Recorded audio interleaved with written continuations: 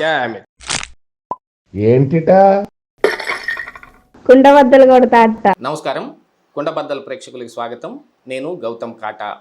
ఈ వీడియోలో నేను మీతో చెప్పాలనుకునే అంశం, చంద్రబాబు నాయుడు ఎన్డీఏ కూటమిలోంచి బయటకు వస్తాడా అనే ప్రశ్న ఇప్పుడు బాగా తలెత్తింది.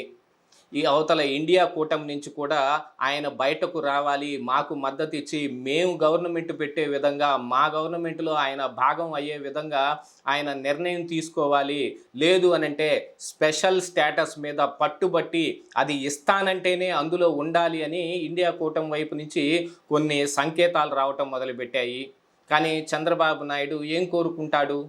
ఎక్కడైనా సరే, దేశంలోనైనా రాష్ట్రంలోనైనా స్టేబుల్ గవర్నమెంట్ ఉంటే అభివృద్ధికి ఎక్కువగా పాటుపడే ఆస్కారం ఉంటుంది. కాబట్టి కేంద్రంలో కూడా ఈ ఎన్డీఏ కూటమిలోనే చంద్రబాబు నాయుడు ఉంటే అక్కడ ఒక 5 సంవత్సరాలు స్టేబుల్గా ఉండే గవర్నమెంట్ ఏర్పడే అవకాశం మెండుగా ఉంది.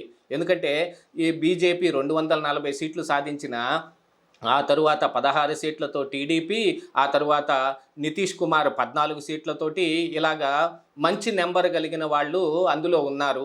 అందుకని ఒక రకంగా స్టేబుల్ గవర్నమెంటే ఎక్కువగా ఏర్పడే అవకాశం ఎన్డీఏకే ఉన్నప్పటికీ, ఇండియా కూటమి వైపుకు వీళ్ళు వెళితే అంత స్టేబుల్ గవర్నమెంట్ ఉండే అవకాశం లేదు.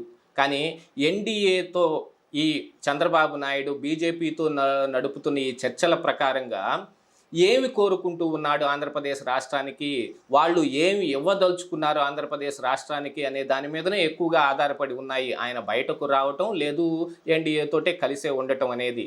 ప్రస్తుతం మనకు అందుతున్న సమాచారం ప్రకారంగా టీడీపీ స్పీకర్ పదవిని కోరుకుంటోంది. దాంతోపాటుగా కొన్ని మంత్రి పదవులు ఆంధ్రప్రదేశ్ రాష్ట్రానికి కూడా కోరుకుంటూ ఉంటున్నట్టుగా సమాచారం వస్తోంది.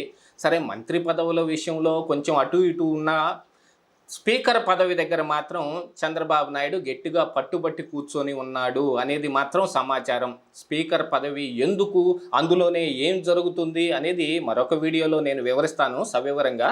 కాకపోతే స్పీకర్ పదవి దగ్గర మాత్రం టీడీపీ పట్టుబట్టి కూర్చొని ఉంది, చంద్రబాబు నాయుడు దాన్నే కోరుకుంటూ ఉన్నాడని. బీజేపీ కూడా ఆ స్పీకర్ పదవి వేరే పార్టీకి ఇవ్వటానికి అంత సుముఖంగా లేదనేది కూడా సమాచారం వస్తుంది. మరి ఇప్పుడు బీజేపీ అంటే 240 సీట్లే సాధించటం మూలాన వాళ్ళు కూడా అడకత్తర్లో పోక చెక్కలాగా పైన కత్తి కింద కత్తి పెట్టుకుని ఉన్నట్టే లెక్క.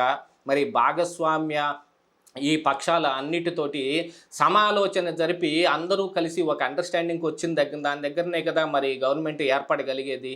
ప్రస్తుతం ఉన్న నెంబర్ ప్రకారంగా ఎన్డీఏలోంచి చంద్రబాబు నాయుడు బయటకు వచ్చే అవకాశాలు కనిపించకపోతున్నా, రాడు అనే అవకాశం కూడా లేదు.